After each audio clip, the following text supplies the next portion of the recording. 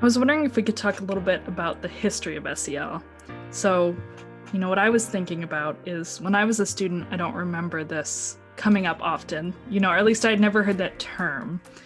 And so either it wasn't a priority or maybe it wasn't always perceived as the role of the school to, fill these shoes. And so I'm just wondering what changed and how SEL has evolved over, the past decade or two. Yeah, no, that's a great question, and you're right. I'm older than you significantly, and so I agree with you. This really wasn't things that were talked about, but I times have changed, and I vividly remember when No Child Left Behind came on the scene and the reaction that because I was a school social worker at the time, and the educators in the building were having a very strong reaction to the requirements that were going to need to be met for graduation. And I remember just that shift of feeling like we were so focused then on academic requirements that we started to miss that whole child perspective.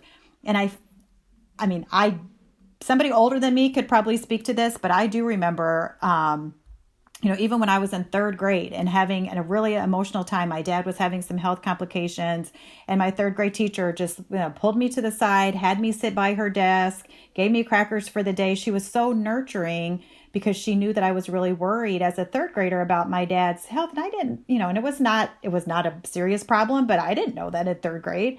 But I remember vividly, like, that's an SEL practice, right? Where she was much more in tune with how I was doing emotionally. It wasn't like, okay, Lauren, you need to keep going on your worksheet or keep reading. I mean, she was just like, take the time that you need, feel your feelings, come sit by me, eat some crackers.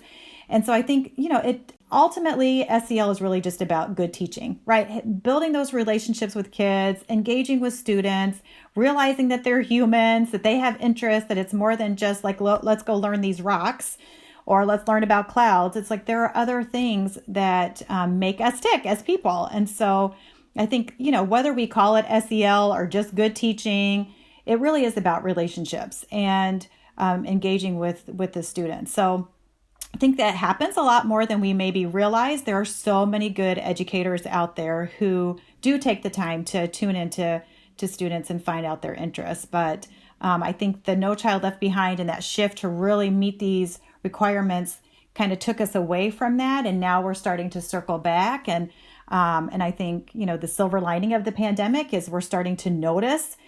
I mean, there were emotional needs before the pandemic. They are definitely been exacerbated at this point because of the pandemic. And so I'm hoping that we'll start to shift our focus to kind of right side and maybe meet in the middle. So we're still thinking about academic requirements and achievement, but we're also remembering that we have whole children and humans that we're working with at the same time.